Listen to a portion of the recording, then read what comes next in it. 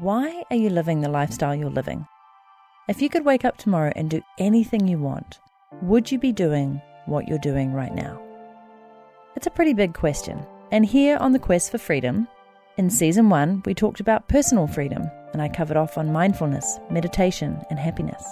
In Season 2, I talked about business freedom, and I covered off on my business sabbatical that I did this year for 3 months, the universal cycles of change, and letting go.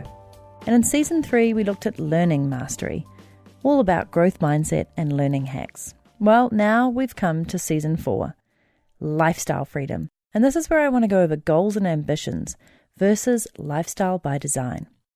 I want to talk to you about how you spend your days, how you spend your time, and are you doing things because you feel you have to, rather than because you want to?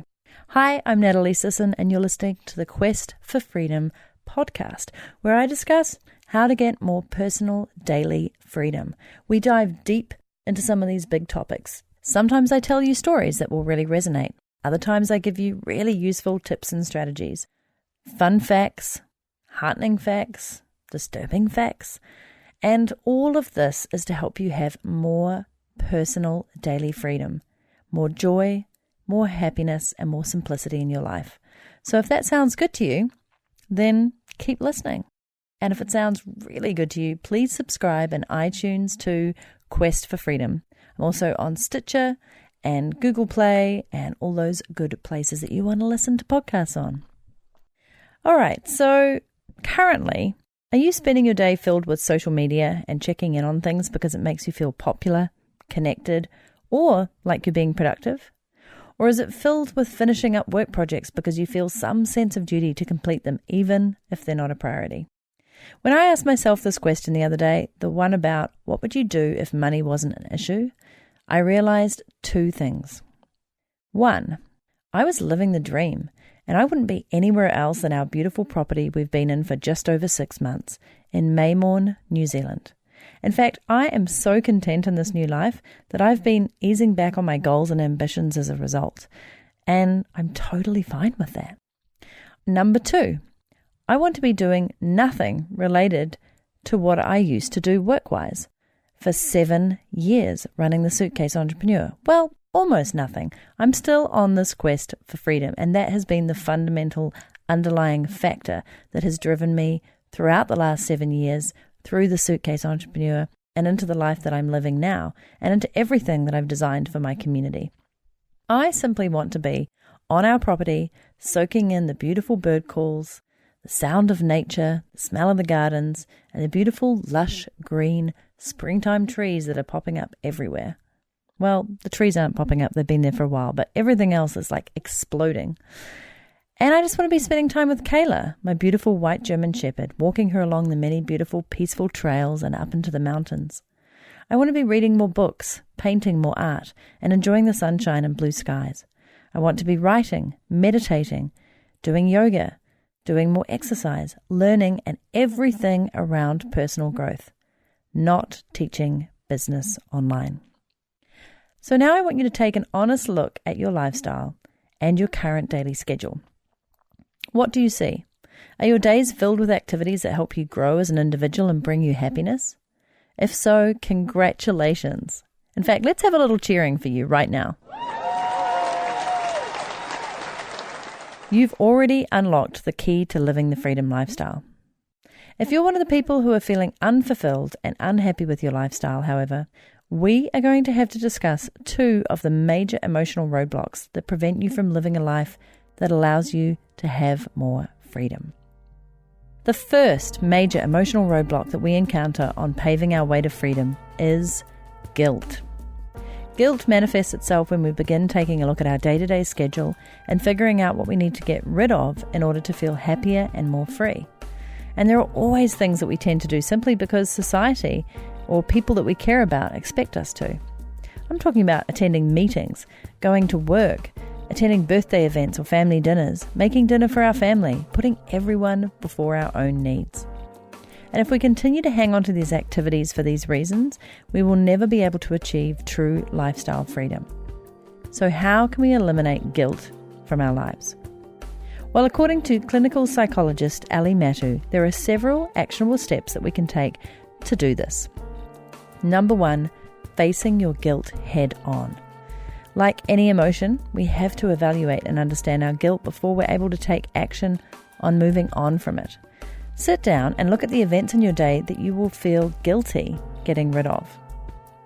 Then take a moment and figure out where that guilt is coming from and confront it. Number 2 is to find someone to confide in. Talking out your feelings always helps you to better work through them and gives you another perspective that helps you approach the situation. Look for someone who is wise and who you trust to talk about this guilt that you have.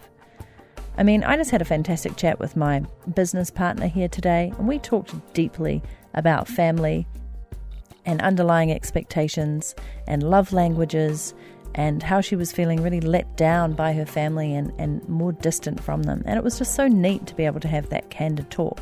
Not be talking about business, but just be able to sit back as friends and just for me to hear her out and then offer an unbiased perspective, because I haven't been involved with her family before, and so to sit back from an outside perspective and offer some insight on why the things are happening that are happening in her life. And I trust that she can do exactly the same back to me when I have those moments and I want to talk about it and confide in her.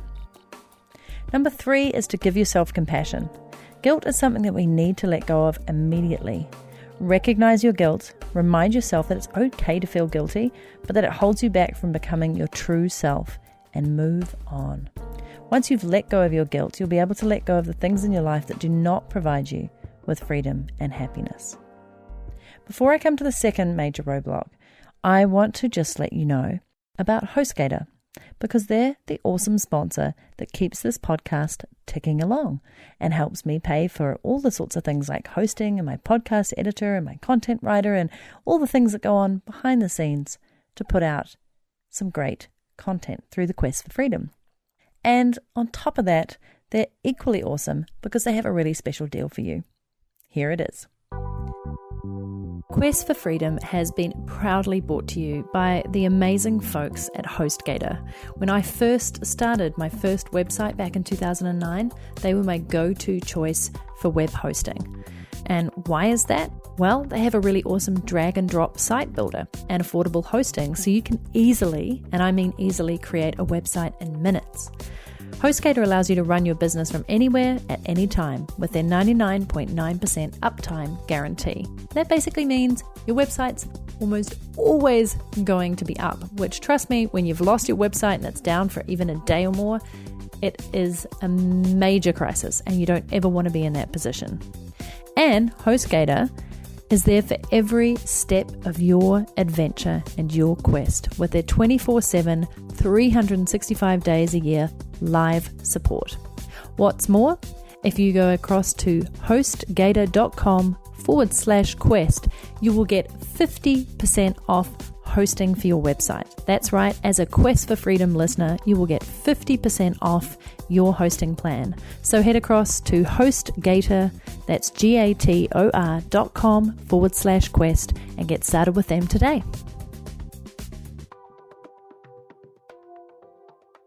So, on to the second major emotional roadblock that we encounter. I think you can probably guess it. It's fear. While guilt prevents us from letting go of things that no longer serve us, fear prevents us from taking action on those things that we know are beneficial for us. We refuse to do the things we want because the outcome may be uncertain and the changes in our lifestyle will create complications for us. Or at least that's what we like to think. So rather than listening to that timid voice inside of you telling that you shouldn't or can't pursue what you want, here are some ways that you can overcome your fears. Number 1, figure out what it is that has you scared and analyze it. Much like the previous tips I mentioned to help you get rid of your guilt, you will have to figure out what is scaring you in order to overcome your fears. For example, let's imagine that you want to add more self-care time to your day. In order to do this, you may have to lessen the amount of hours you're working, and that may be scary for people who feel the need to work 24/7. Identifying your fear of not working and the issues that come along with not working is absolutely necessary. And then hopefully, like me, you'll figure out that that's just plain silly. And sometimes, in fact, oftentimes, the less hours that you work, the more productive you are, and the hours that you are actually putting into working. Crazy but true. Number 2, work towards minimizing your fear. You don't have to immediately start working less hours in order to face your fears. Dip your toe in the water and see the results that come out of your actions. Start working 10 minutes less than you currently are. Has the world ended? I highly doubt it, but has your income increased dramatically? It probably hasn't yet, but as you start to reduce hours and focus on the income revenue generating activities, you might find that it's going up a lot and you're working a lot less. This type of small action will show you that your goal is possible step by step, day by day. Number 3, don't fully invest yourself in the beginning. Encountering your fear fully in the beginning can actually be harmful and counterproductive. It's smarter to take small, actionable steps towards overcoming your fear and reaching your goals. Control over your emotions is necessary if you intend on cultivating lifestyle freedom. And changes in life often bring a wave of emotions that either catapult us towards our intended destination or drown us in our own self-doubt and hesitation. You might remember one of my previous episodes where I talked about losing my identity when I flipped my life 180 degrees, when there was just too much change all at once. And I went down some deep, dark paths, and then I came out the other side with this beautiful new re-emergence of being me, brand Natalie Sisson, and going on a true quest for freedom. And so there were a few emotions that went on in there, but I worked through them, came out the other side, past my fears, and now I'm super energized and excited about what I'm doing, which is helping you get more personal daily freedom. But I wouldn't advise to do it all at once, and I would advise to tackle your fears head on in increments. So, hopefully with these tips that I've provided, you'll be able to overcome these strong feelings and find out what is truly best for you. However, this is only half the battle. In order to experience these emotions, you'll first have to have an idea of what you want to be doing with your time. So in the next episode, we'll explore some actions that you can take to discover your ideal lifestyle. And trust me, it'll be fun. In the meantime, I invite you to register for my upcoming live online workshop on how to plan your ideal freedom year. Now, I've run this workshop for the last 2 years running, and people love it because in less than 3 hours, we map out your entire year ahead, both personally and professionally.